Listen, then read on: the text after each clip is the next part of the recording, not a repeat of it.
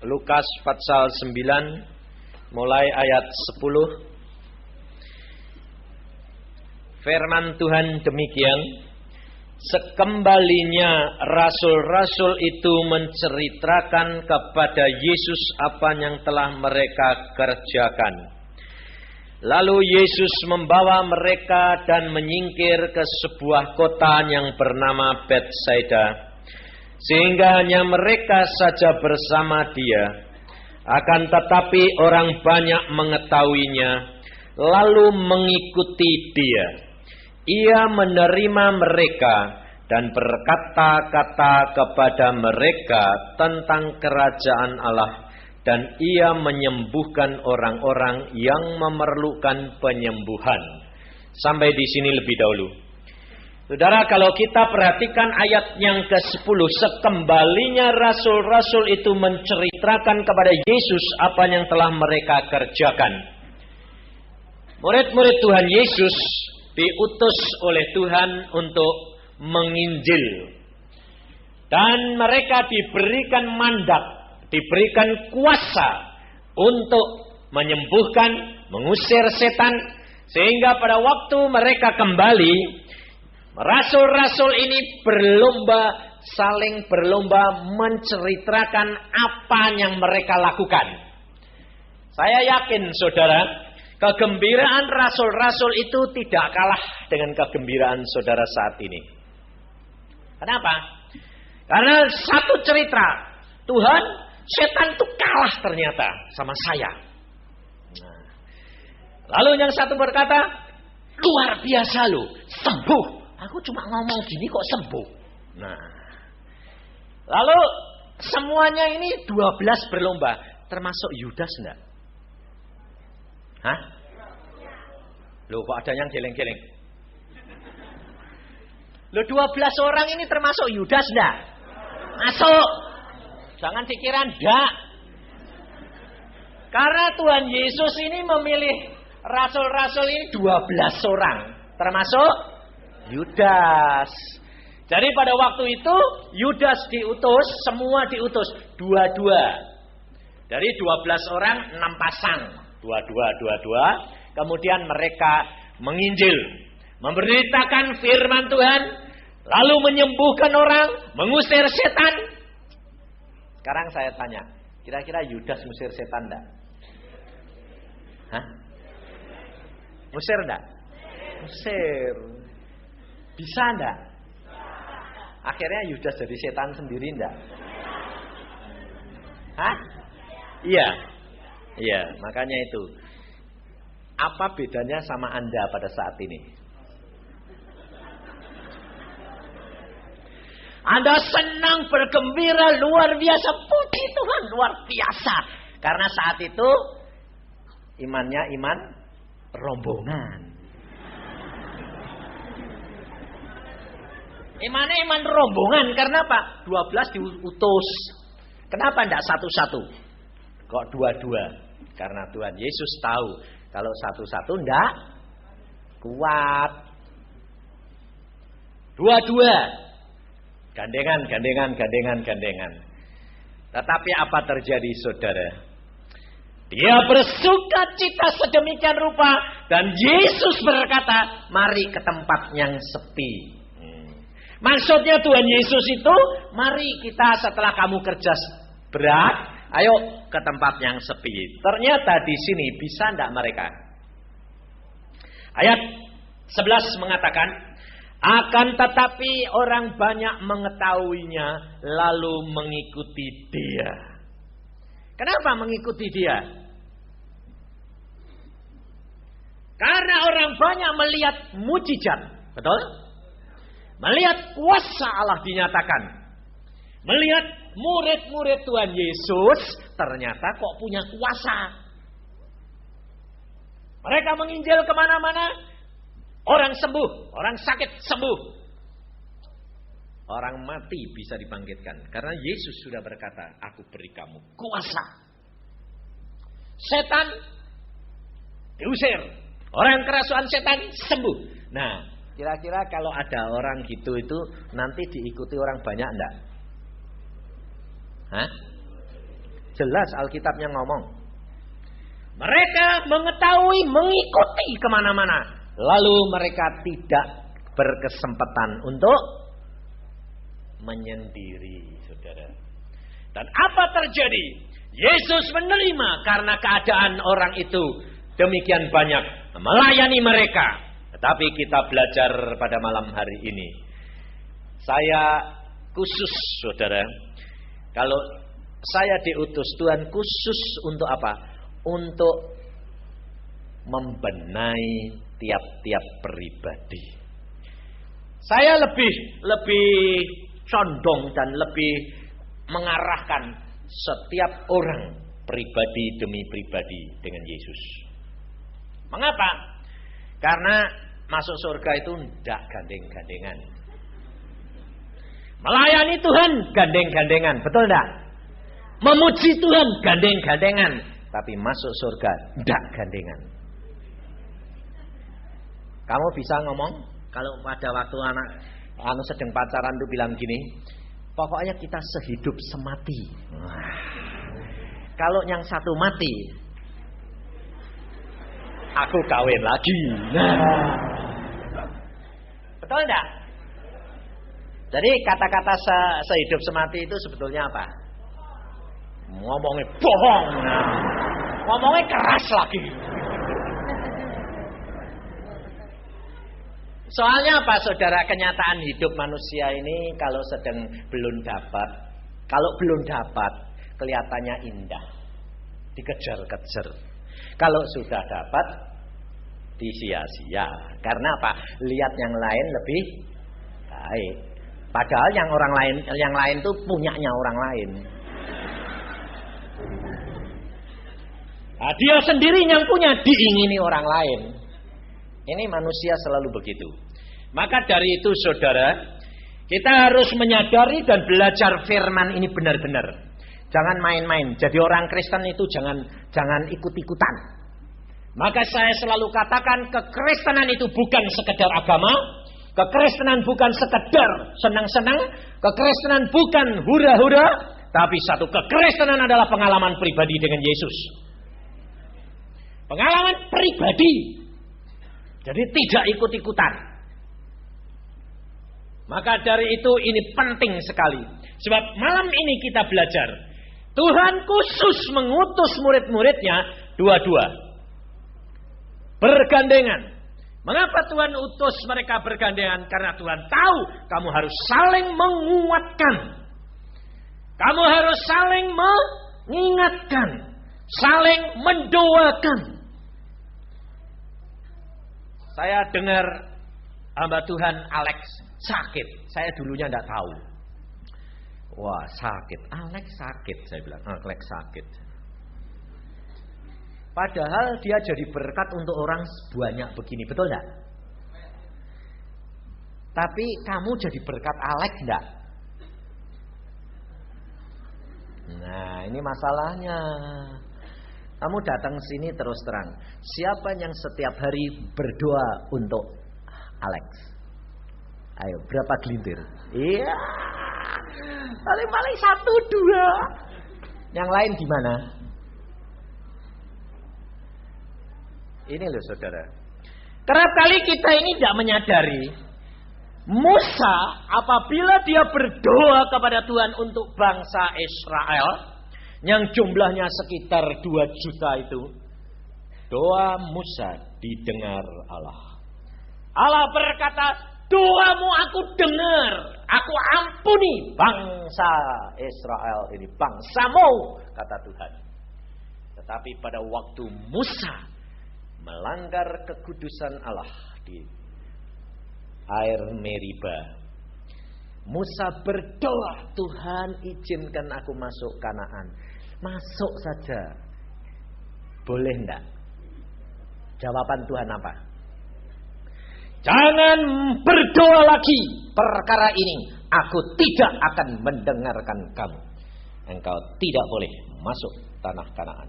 Nah, Musa berdoa untuk 2 juta didengar. Musa berdoa untuk dirinya sendiri enggak di. Kenapa?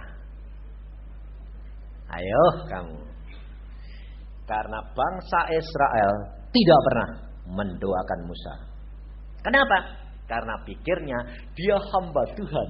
Kalau ngomong-ngomong sama Tuhan, sudah lebih dekat sama Tuhan daripada saya, betul gak? Makanya saya itu gini, saya berkata kepada Tuhan, Tuhan, aku tidak mau jadi penginjil, jadi hambamu kalau tidak engkau yang jamin aku. Sebabnya apa? Manusia itu tidak ada yang baik. Dia mau kalau dia butuh, kalau tidak butuh, tidak. Betul enggak? Ayo, contohnya kalau kamu sedang kesulitan, ngotot nyari hamba Tuhan enggak? Lalu berdoa kepada Tuhan sampai tidak tidur. Tapi kalau sudah diberikan kesembuhan, kasih berkat banyak, doanya kurang atau tambah?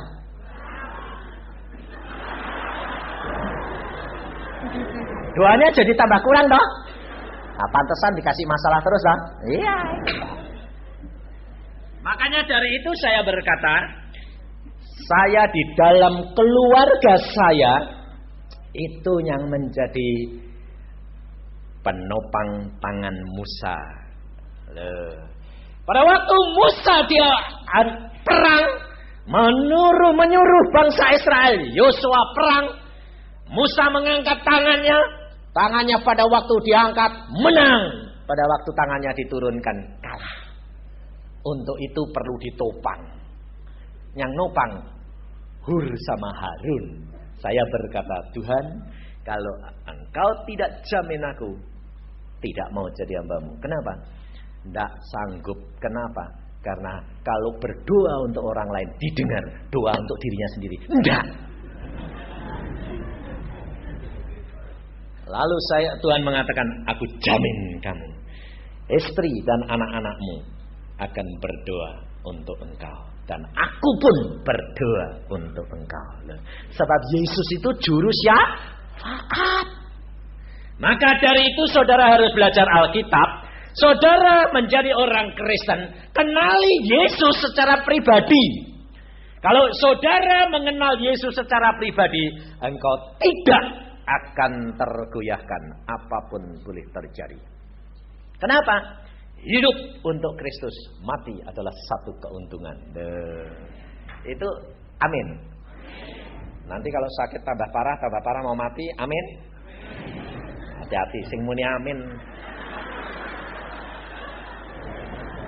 Kamu yang berani bilang amin, nanti kalau kamu teriak-teriak awas gue nanti. Soalnya kalau saya berani bilang amin, saya amin sungguh, saudara. Pada waktu saya kena sakit, serangan jantung lumpuh total, saya tidak mengeluh gini, aduh, ini jadi boneka, ini lumpuh ini. Enggak, tanya istri saya. Apa istri saya tanya? Terus kita ngapain kamu? Tenang, ucapkan syukur. Kamu enggak kepingin apa-apa? Enggak.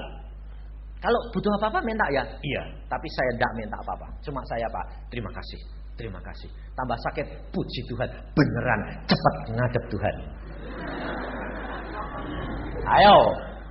Kalau kamu benar-benar berani gitu, saya yakin Allah segera bertindak untuk kamu.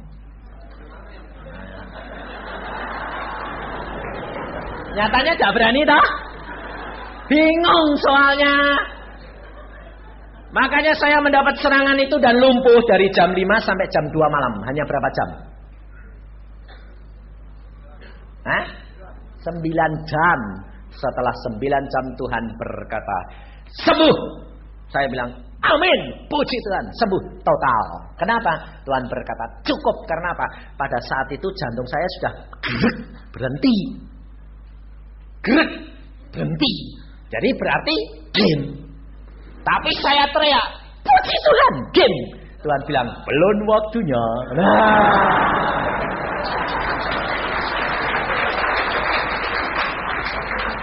Jadi saudara kalau mau mengikut Yesus harus kenali sungguh-sungguh dia. Engkau percaya bahwa Allahmu itu menetapkan langkahmu? Tidak ada barang yang kebetulan. Kamu tidak lulus pun. Nah itu soalnya, makanya itu. Jadi kita kerap kali amin kalau hal itu mujizat. kalau hal itu menyenangkan kamu, betul nggak? Tapi kalau tidak menyenangkan kamu, belum tentu kamu bilang puji Tuhan. Maka dari itu kita harus mempelajari akan firman Tuhan hari ini, di mana Tuhan Yesus menyuruh mereka, tetapi mereka tidak ada waktu untuk menyendiri. Apa akibatnya? Apabila 12 murid ini menyendiri, Tuhan Yesus maksudnya menyendiri supaya aku dapat mengarahkan kamu dan kamu dapat mengerti kehendakku.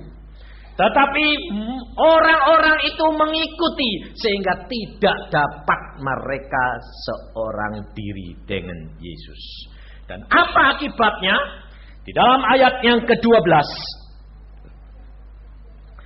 Pada waktu hari mulai malam, datanglah ke-12 muridnya kepadanya dan berkata, suruhlah orang banyak itu pergi, supaya mereka pergi ke desa-desa dan kampung-kampung sekitar ini untuk mencari tempat penginapan dan makanan, karena di sini kita berada di tempat yang sunyi.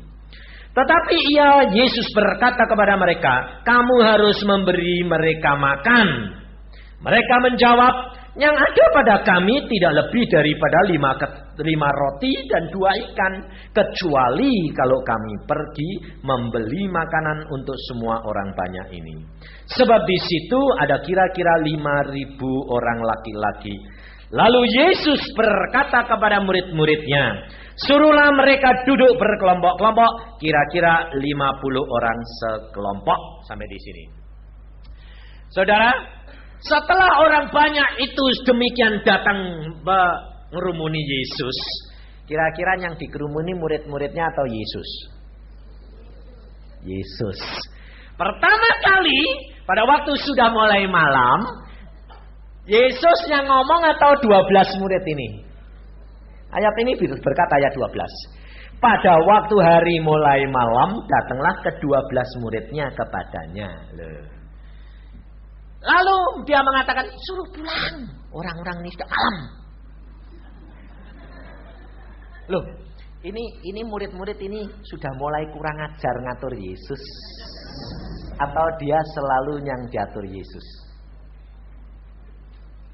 Hah? Kalau dia mengenal Yesus sebagai Tuhan dan Allah yang luar biasa, kira-kira dia cuma menantikan perintah Yesus, komando Yesus, atau dia malah nasihati Yesus? 12 murid ini menasihati Yesus. Suruhlah orang banyak itu pergi, supaya mereka pergi ke desa-desa. Mengapa tidak dia sendiri yang memerintahkan? Mengapa dia memberikan nasihat kepada Yesus? Apakah Tuhan Yesus perlu nasihat mereka? Kenapa mereka berani menasihati Tuhannya? Karena mereka merasa sudah mulai mempunyai kuasa seperti Yesus. Saudara tahu? Apakah tindakan saudara tidak kerap kali begitu? Ngajari Tuhan. Ada seorang, dia datang kepada saya pada waktu saya barusan pulang dari Jawa Timur. Dia berkata begini, dia seorang kaya raya, dia bertobat, dan kakaknya dia ini dia dulunya belum bertobat, main-main kuasa gelap, dan dia kaya raya, tapi kakaknya jadi tumbal. Setelah kakaknya ini sakit dan dibawa ke Amerika, kemana-mana tidak bisa sembuh, kemudian dibawa ke Indonesia, dan dia berdoa, dan kakaknya ini bisa bertobat, diinjili, setelah bertobat dibaptiskan, mati. Lalu orang ini tanya sama saya begini, Pak Yusak, saya tidak bisa mengerti. Ayah ibu saya sekarang susah luar biasa. Kenapa? Karena kakak saya mati. Aneh Tuhan itu ya. Coba kakak saya itu disembuhkan. Mestinya orang tua saya bertobat dan dapat jadi saksi Yesus di mana-mana. Bagus tidak? Hah? Persis pikiranmu enggak? Sama persis gak sama murid-murid ini memberi nasihat Tuhan Yesus. Tuhan, seandainya mbok sembuh ke, wah jadi saksi loh Tuhan. Orang tuaku gak susah kayak begini ya Tuhan. Sekarang aku gak bisa nginjili orang tuaku ini loh. Mati ya Tuhan. Ya dah? Persis tak? Saudara kerap kali begitu enggak? Enggak? Anakmu sakit, ibu-ibu bisa bilang, puji Tuhan. Sakit, enggak apa-apa. Kalau harus pulang, pulang. Bisa? Atau bilang, jangan Tuhan, sembuhin dong. Betul tak? Nah, persis orang murid-murid Tuhan Yesus tidak? Persis tak? Nah, iya, bisa ngomong, tapi tidak bisa ngelakuin. Maka dari itu saudara ini harus mengenal Yesus. Karena pengenalanmu akan Yesus itu hanya sekedar kebutuhanmu, kesenanganmu. Tapi bukan kesenangan Yesus. Kalau engkau menyenangkan hati Yesus, kalau engkau mengenal Yesus, kamu dengan perkataan perbuatanmu, orang lain tahu bahwa engkau mengenal Yesus dan mengasihi Yesus dari segala-galanya. Yesus berkata, jikalau engkau mengasihi orang tuamu, mengasihi anak istrimu, bahkan suami dan dirimu sendiri lebih daripada Yesus, engkau tidak layak menjadi murid Yesus. Sekarang saya tanya, kamu sekarang ini kalau sudah tahu begitu, kira-kira layak tak jadi murid Yesus? Enggak dah? Enggak, makanya jangan enak-enak. Kau harus tahu sampai di mana. Sebab saya berani, saya alami sendiri.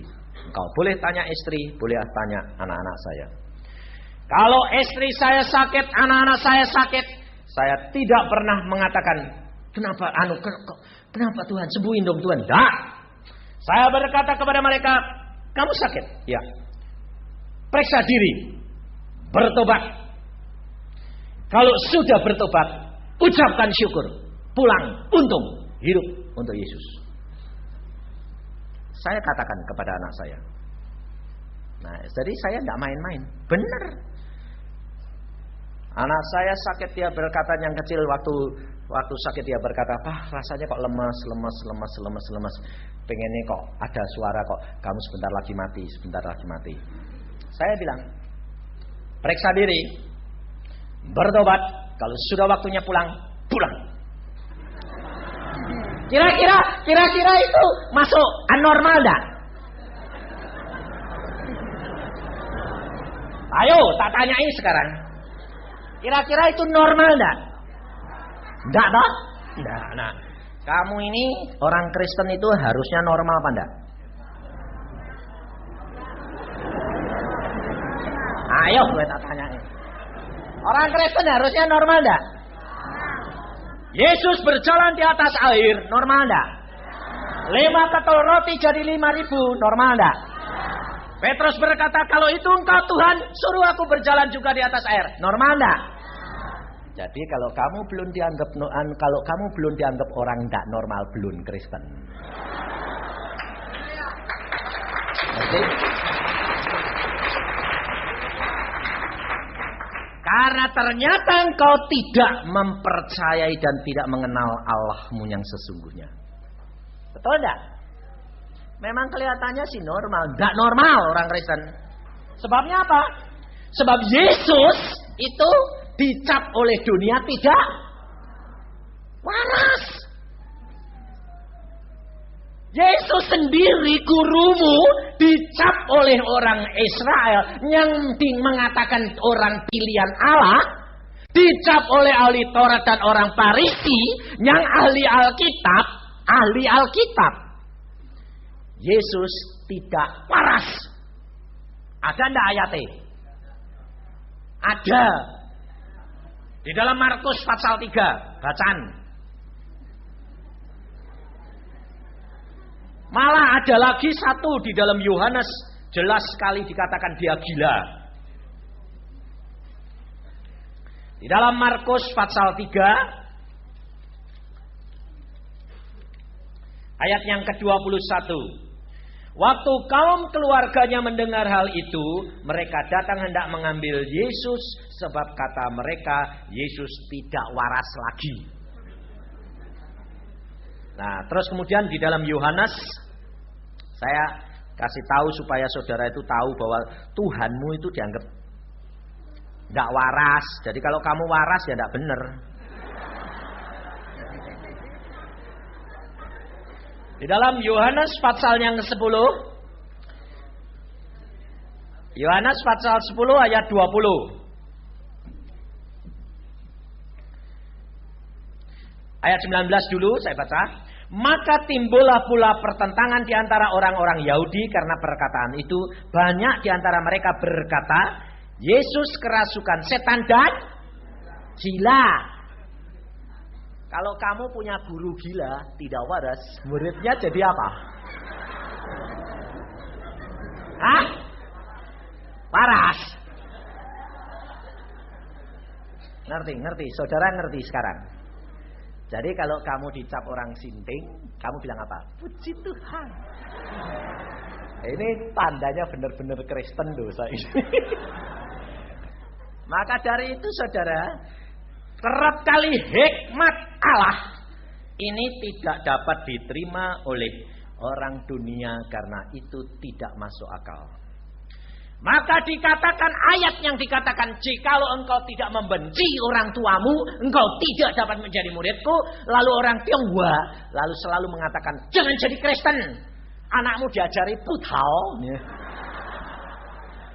Padahal mereka tuh tidak tahu apa yang dimaksudkan oleh Yesus. Bahwa jikalau mereka mengasihi Yesus, kasih Yesus ini masuk di dalam hati mereka. Yesus berkata, musuhmu aku akan damaikan. Dan aku akan jadikan kamu berkat. Karena apa? Di dalam diri kita ada Yesus. Yesus itu kasih. Kasih ini mengalir. Dan kita tidak sayang akan diri kita sendiri. Tetapi mengasihi orang tua kita lebih daripada diri kita sendiri. Maka ayah saya dulu juga mengatakan, kalau kamu ini ekstrim. Karena apa? Saya dari kecil memang sudah mengenal akan dia pribadi. Salah satu adik saya yang sekarang di Jakarta, yang di presenter ini juga, pada waktu dia dulu itu tidak suka baca Alkitab, tidak suka berdoa. Tapi pada waktu dia mau ujian SMP, nangis terus. Kenapa? Takut tidak lulus. Lalu saya doa sendiri sama Tuhan. Tuhan kasihani dong Tuhan, adikku ini sebetulnya lulus pandak sih Tuhan, kok nangis terus gitu. Tuhan bilang, lulus. Oh kalau gitu, terus bagaimana Tuhan? Sekarang kasih tahu dia. Nah saya kasih tahu dia. Kalau kamu mau dekat Yesus, baca Alkitab, berdoa, Yesus sanggup luluskan kamu. Mau enggak? Bener? Bener. Mulai sekarang tidak perlu nangis. Baca Alkitab, berdoa. Baca Alkitab, berdoa. Pasti lulus. Nah, dia bilang, mesti.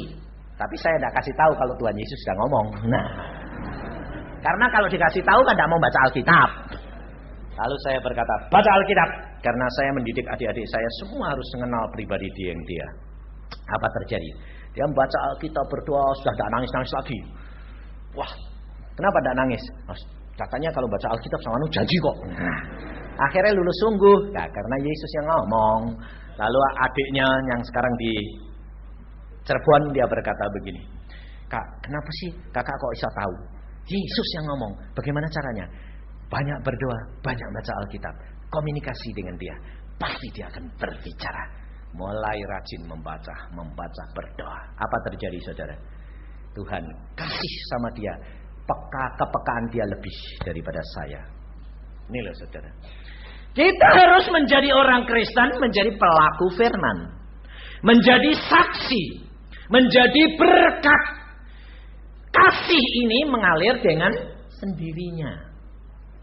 Kalau engkau mengenalkan Yesus Tuhanmu, engkau akan tahu persis keadaan dia. Maka pada waktu murid-murid 12 ini berkumpul, mereka berkata, Yesus luar biasa Tuhan, setan kalah, orang sakit sembuh. Yesus senang mau mengatakan, yuk kita menyendiri. Sebab apa?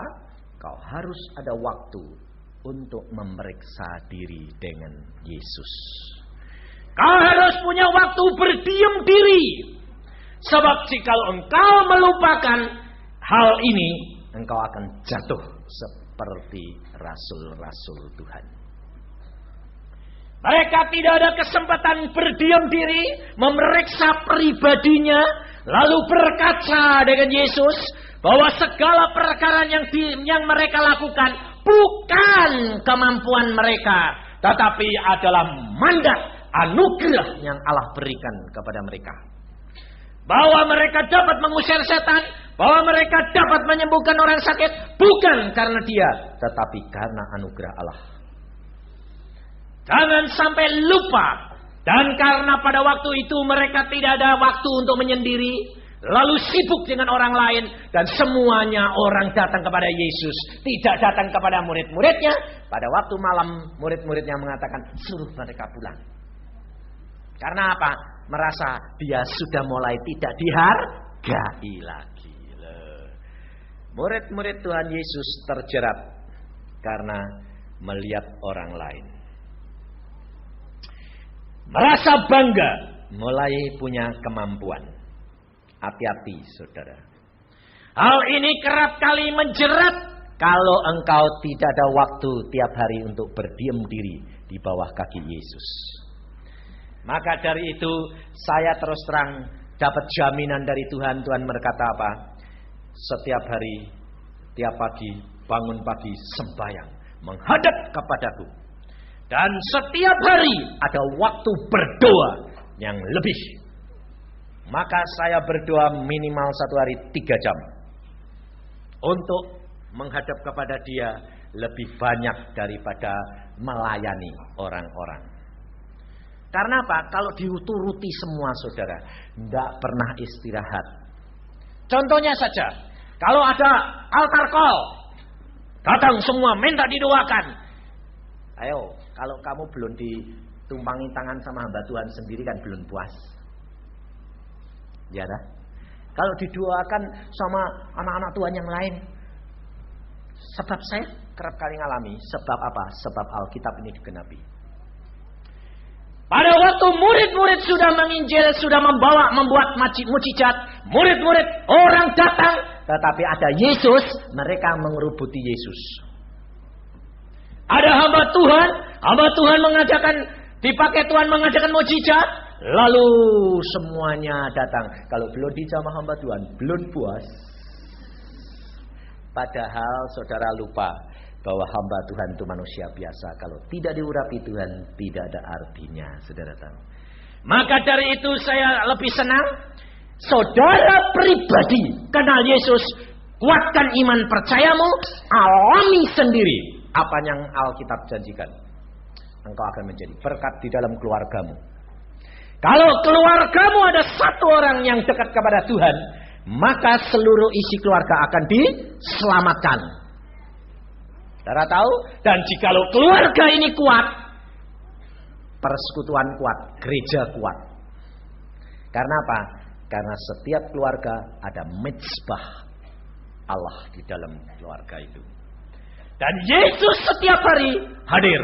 Kira-kira kalau keluarga ada persekutuan di dalam keluarga, Yesus setiap hari hadir, kira-kira minta tulungan orang lain enggak kalau ada masalah? Enggak. Karena apa?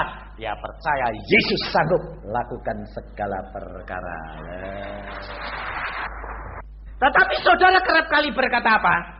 Aku tidak mempunyai karunia-karunia seperti dia, seperti ini, seperti ini. Ini kesalahan saudara. Berarti saudara nilai Yesus lagi. Ya Tuhan, setengahnya kan ngomong gini. Aku tidak mau kasih dia, kok mau kasih ya Tuhan.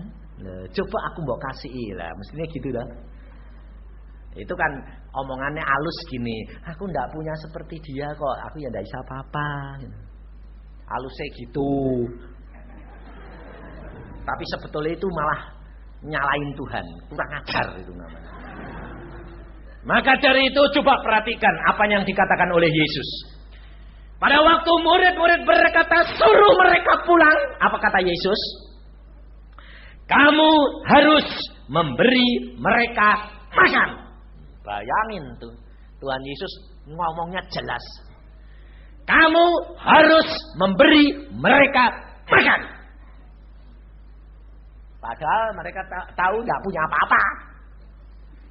Mengapa Yesus berkata begitu? Sebab Yesus mau mengingatkan. Bukankah kamu habis melayani orang? Orang sakit sembuh. Orang kerasukan setan, engkau usir setannya. Engkau punya kuasa.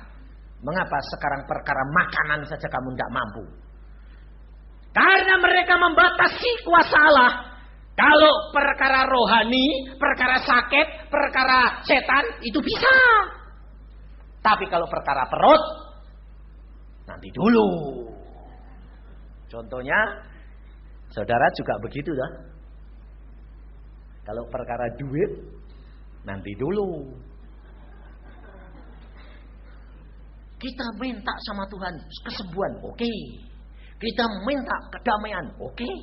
Kalau kita minta duit, nanti dulu. Tidak bisa Tuhan bikin ngasih duit. Ini loh saudara. Kita kerap kali membedakan, memberikan batas. Membatasi akan kuasa daripada Allah. Padahal Allah kita itu adalah Allah yang luar biasa.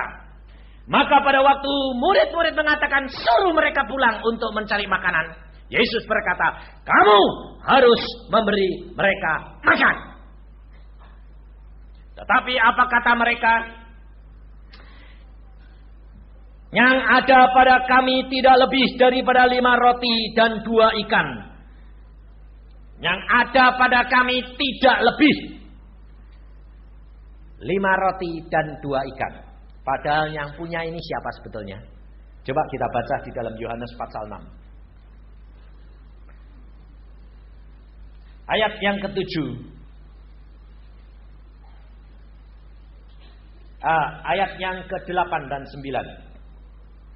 Seorang dari murid-muridnya yaitu Andreas, saudara Simon Petrus, berkata kepadanya, di sini ada seorang anak yang mempunyai 5 roti jelai dan 2 ikan. Tetapi apakah artinya itu untuk orang sebanyak ini? Saudara tahu? Kalau murid-murid Tuhan Yesus tahu bahwa ternyata orang segitu banyaknya tidak ada yang bawa roti. Yang bawa itu anak kecil. Tapi anehnya saudara tahu. Pada waktu 12 murid ini tanya, mereka suruh pulang. Yang tahu siapa? Andreas. Andreas ini luar biasa. Ada seorang minta nama pada Tuhan dan dia bilang, Pak Yusak tolong doakan saya sih Pak Yusak tentang nama saya Pak. Saya sudah dibaptis tapi belum punya nama. Saya bilang, berdoa sendirilah. Nama kok repot-repot. Kamu mau pakai apa ya? Biarlah. Oh jangan dong Pak. Ya sudah saya berdoa. Tidak dijawab. Tuhan ini orang mau minta nama siapa? Tidak dijawab ya sudah. Saya pikir tidak dijawab ya sudah. Lalu 6 bulan kemudian saya datang lagi. Tidak dijawab juga. Akhirnya di Tawangmangu pada waktu doa rantai. Setelah saya berdiri di sana, terus Tuhan ngomong, Andreas, Tuhan kok ini manggil siapa sih Tuhan? Kok Andreas? Bukankah saudaramu itu minta nama yang di belakang? Dia ternyata datang juga. Dia minta nama itu, Andreas. Oh, namanya dia Andreas. Saya tanya, kenapa Tuhan namanya Andreas? Andreas itu paling pintar lihat orang yang bawa roti, makanan. Lah orang segitu banyaknya, laki-lakinya aja 5.000, jadi perempuannya lebih banyak loh. Kira-kira sama anak-anak itu 15.000. Kok Andreas tahu kalau satu anak itu bawa roti? Jumlahnya persis benar. 5 ketul sama 2 ikan. Lalu saya kenapa sih Tuhan kok mau tanyai, mau kasih nama Andreas? Dia itu perkara makanan dok di kota mana tahu. Makanan di mana saja dia tahu yang paling enak-enak. Lalu saya tanyai, kamu itu kalau makanan di mana? Iya tahu semua. Pantesan. Kenapa Pak Yusa? Namamu Andreas. Hah? Jadi persis di dalam Alkitab ini. Saudara tahu? Dan istrinya berkata begini, cocok. Di mana-mana kalau mampir kota mesti tahu. Oh, di sini ada ini ada soto enak, ini ada kambing enak, wah, di mana-mana. Jadi saya bilang, wah Tuhan itu sampai perkara yang terkecil pun tahu. Maka dari itu saudara, kalau di sini mengat Tuhan Yesus khusus bertanya, beri mereka makan. Lalu Andreas sama Filipus ini yang pegang peranan. Kenapa tidak Petrus? Di sini saudara tahu, Tuhan Yesus memilih 12 muridnya. Tidak semua sama kedudukan, jabatan, spesialisasinya, watak perangainya. Kau harus kerjasama untuk menyelesaikan pekerjaan Tuhan. Tapi pengenalan akan Yesus adalah pribadi demi pribadi. Pernyataan kuasa Allah, mujizat terjadi, itu perlu. Sebab itu menyatakan Allah masih bekerja sampai saat ini. Tetapi jangan hal itu hanya menyenangkan dan menjadi pengalamanmu. Tetapi pengalamanmu adalah mengenal Yesus secara pribadi. Sehingga kamu, tidak ada satu di antara kamu yang nanti jatuh seperti Judas. Sudah melakukan mujizat, mengusir setan, akhirnya dia menyalibkan Yesus. Kenapa?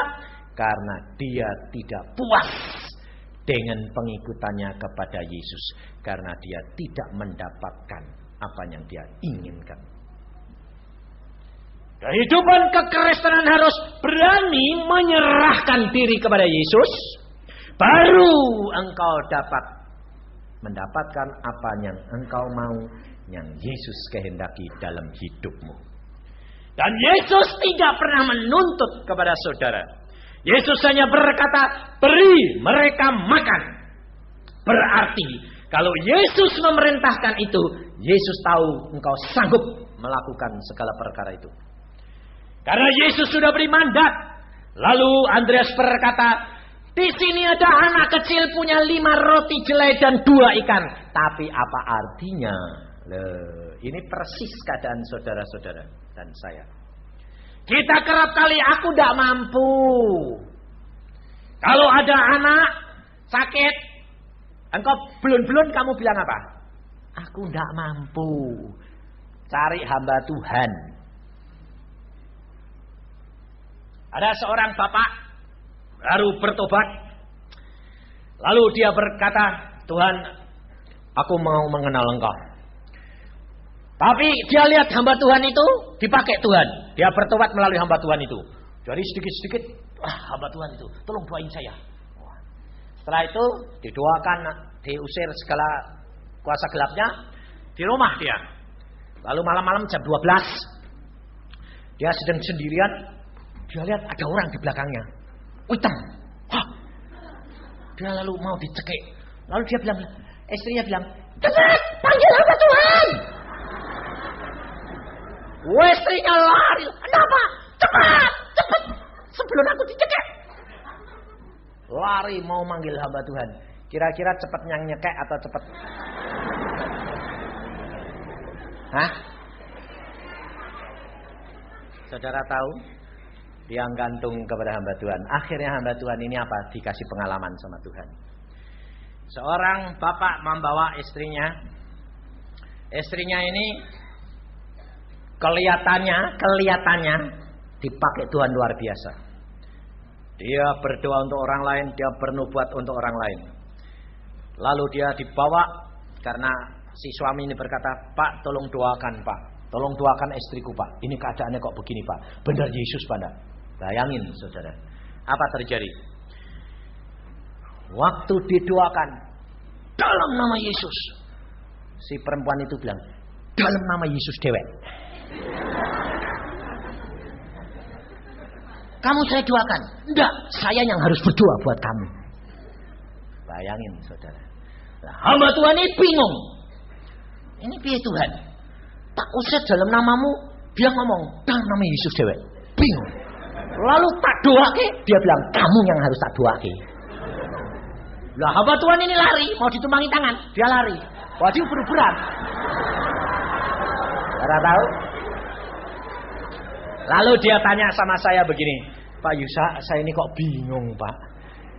Saya ngusir orang ada setannya itu kok gampang, tapi ini kok susah Pak. Lah tak doake malah mental, malah aku didoake dia. Lalu saya beritahu dia gini, di mana letak kesalahannya? Saudara kerap kali begitu enggak? Di mana letak kesalahannya? Karena saudara mulai merasa bangga, mulai merasa punya kuasa bahwa di semuanya dapat diusir dalam nama Yesus. Ini kesalahan saudara. Lalu keakuanmu, ketinggian hatimu mulai tumbuh seperti murid-murid. Pada waktu saya mendoakan seorang perempuan, Tuhan berkata, buka matamu. Sebabnya apa? Mukul dia. Saya biasanya kalau mau berdoa saya tutup mata. Ini tidak ada yang ngajari tapi otomatis. Gini, kok kan buka? Ya buka. Gak taunya belum tempel sudah ngaplok. Saya tahu anak setane. Langsung saya katakan, setan, siapa kamu? Dalam nama Tuhan Yesus. Lalu saudara-saudara seiman biung ikut semua. Dalam nama Yesus, dalam nama Yesus. Wah, rebutan malian. Setelah ini diusir jam-jaman tidak keluar, kira-kira orang-orang itu pulang enggak? Pulang. Tapi pulangnya tidak rombongan, pulang sendirian. 1 pulang, 2 pulang. Habis lama-lama kosong. Loh kok tinggal sendiri saya bilang. Habis tidak keluar-keluar kok Pak. Lah tadi yang mana? Yang rombongan tadi. Nanti tidak pulang-pulang. Saudara tahu? Nah, hamba Tuhan ini saya katakan begini. Di mana letak kesalahanmu? Engkau menggunakan nama Yesus sebagai kuasa dan mandat, dan engkau tidak bertanya-tanya dengan penolongmu Roh Al-Kudus yang ada di dalam dirimu. Bukankah Yesus pada waktu dia naik ke surga dia berkata, aku akan utus Roh Kudus datang ke dalam dunia dan dia tinggal di dalam dirimu dan dia akan menolong engkau dalam segala sesuatu menuju kepada kebenaran. Kita lupa akan fungsi daripada Roh Kudus yang sudah menggantikan kedudukan Yesus. Seperti murid-murid ini ada Yesus, dia harusnya bertanya kepada Yesus, tapi bukan malah nasihati Yesus. Hamba Tuhan ini berkata dalam nama Yesus. Saya berkata, kamu sudah bertanya dulu. Wah ya betul Pak, itu kesalahan saya. Lalu yang kedua, dia usir, keluar sebentar. Yang setan yang lain diusir, tidak mau. Langsung dia berkata, yuk kita berdoa dulu. Tuhan, apa yang kami harus lakukan? Lalu Tuhan berkata, memuji dalam bahasa roh, nanti setannya lari sendiri. Sebetulnya enak enggak jadi orang Kristen itu? Enak.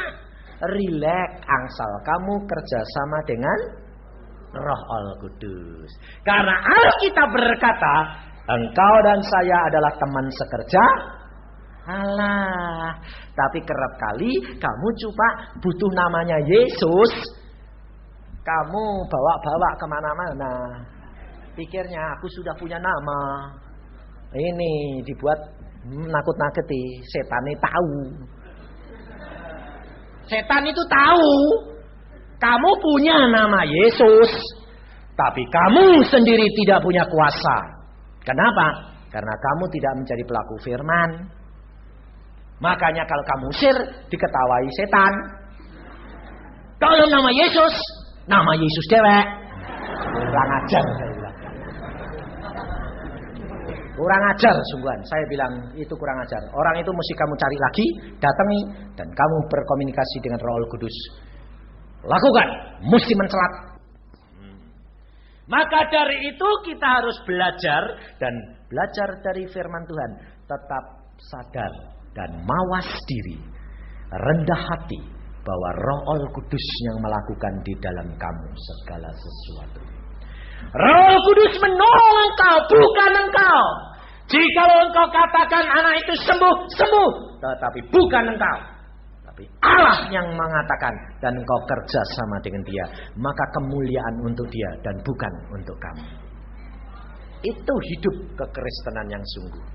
Dan Yesus menuntut apa? Yesus berkata, beri mereka makan. Lalu Yesus berkata apa? Berapa yang ada padamu? Yesus tidak menuntut apa yang kamu punya lebih yang kamu tidak punya. Yesus tidak tanya. Yesus hanya tanya apa yang ada padamu. Itu yang penting. Yesus tidak berkata seandainya kamu punya karunia, seandainya kamu punya kesetiaan, seandainya kamu pintar khotbah, seandainya kamu punya pancai kendra ke-6. Dan Yesus berkata apa yang ada padamu sekarang, itu yang aku butuhkan. Dan jikalau yang sedikit itu di dalam tangan Yesus, dia akan menjadi besar. Nah, saudara tahu, dan anak kecil yang punya. Maka Yesus berkata, jikalau engkau tidak menjadi seperti anak kecil, engkau tidak dapat masuk dalam kerajaan surga. Hati-hati. Maka kita harus benar-benar mengenal Yesus seperti seorang anak mengenal bapaknya. Anakmu kecil itu tidak pernah tanya, Papa besok makan apa? Tidak pernah toh? Ada anak kecil? Tanya, Mah, besok makan apa, Mah? Ada makanan enggak? Tidak ada toh? Kenapa? Karena dia yakin papanya, mamahnya mesti punya makanan buat dia. Dia paling-paling kalau datang bilang, Ma, makan, lapar. Betul enggak? Kenapa? Dia tidak ragu-ragu. Saudara berkata, Allah punya langit dan bumi. Allah yang maha kuasa. Harusnya ragu-ragu enggak? Harusnya sih enggak. Tapi kenyataannya, kalau kantongnya kempes, bilang apa? Piye ini besok makan apa? Buka cek, belum ada duit bilang apa? Apa coba? Ceknya bakal kosong, bilang haleluya. Bisa? Ini loh saudara. Maka dari itu kehidupan kekristenan ini kau harus perhatikan. Ada seorang ibu, dia pada waktu di dalam kandungan didoakan terus, ya nak, bacakan Alkitab. Lalu dia bilang, Nak, baca Alkitab ya sama mama. Baca, berdoa. Anak ini lahir, apa terjadi saudara? Tahu enggak? Anak ini lahir ternyata apa? Enggak mau makan, enggak mau minum. Mamanya bingung, kok tak mau makan, tak mau minum. Terus dia dapat hikmat. Oh ya, dulu waktu nyonya perut dibacain Alkitab. Bacain, baca Alkitab dulu ya, denger. Bacain, minum, seneng, mesem-mesem. Jadi kalau dia tidak dibacakan Alkitab dan berdoa, anak ini tidak mau makan dan tidak mau minum. Dan apa terjadi? Ini mamahnya ngambil suster. Susternya suruh memilih anak ini, kasih makan tidak mau, kasih minum tidak mau, bingung suster. Lalu bilang sama mama, ini tidak mau makan. Oh, bacain Alkitab. Hah? Lalu mamahnya baca Alkitab. Nah, baca Alkitab dulu. Setelah baca, berdoa, makan minum, mesem minum, tang tang dong tang dong. Sekarang kalau mamanya pergi, yang baca Alkitab siapa? Suster dia belum bisa. Kasih tidak mau, kasih tidak mau. Ini kok heran, bayi kok bisa ngerti gini ini piye toh? Kasih tidak mau, bacain Alkitab. Mau mesem-mesem. Apa terjadi saudara? Karena perbuatan bayi ini, susternya bertobat.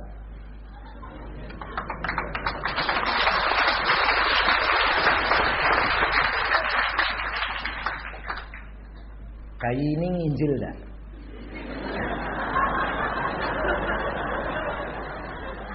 Hah? Nginjil enggak? Pakai apa? Ngomong dia, percaya Yesus. Ngomong. Belum bisa ngomong. Diam. Baca Alkitab. Saudara tahu? Engkau bagaimana nginjil? Kalau nginjil pakai apa? Mulutnya jepaplak terus. Gak bakal bisa bertobat orang itu. Kamu injili setengah mati dia bilang berubah dulu. Terutama keluarga. Ibu-ibu nginjili suami, mau nginjili berubah dulu. Suami nginjili istri, mau nginjili berubah dulu. Betul enggak? Saudara tahu? Yesus tidak menuntut apa yang tidak kamu punya. Bayi ini belum bisa apa-apa. Yesus sanggup. Asalkan dia rela untuk mempersembahkan di dalam tangannya Yesus. Saudara tahu? Apa yang engkau punya, kau berikan kepada Yesus. Yesus sanggup lakukan segala perkara. Yesus tidak menuntut yang kamu tidak punya. Anak-anak, yang kamu punya, yang Yesus mau. Tidak masalah. Kamu bisa berdoa. Yesus bisa pakai doamu untuk menobatkan seluruh isi keluargamu. Kamu hanya bisa baca Alkitab. Orang lain melihat kamu baca Alkitab dan kamu berubah jadi pendiam, jadi pendoa. Orang lain akan bertobat karena itu. Yesus bisa gunakan. Anda tahu? Maka dari itu saudara harus menyadari kehidupan kekristenan ini. Yesus tidak menuntut apa yang tidak kamu punya. Apa yang kamu punya. Yang Yesus mau. Pada malam hari ini, persembahkan apa yang Yesus, apa yang kamu punya. Kau akan melihat kemuliaan Allah dinyatakan dalam hidupmu. Amin. Mari kita berdoa.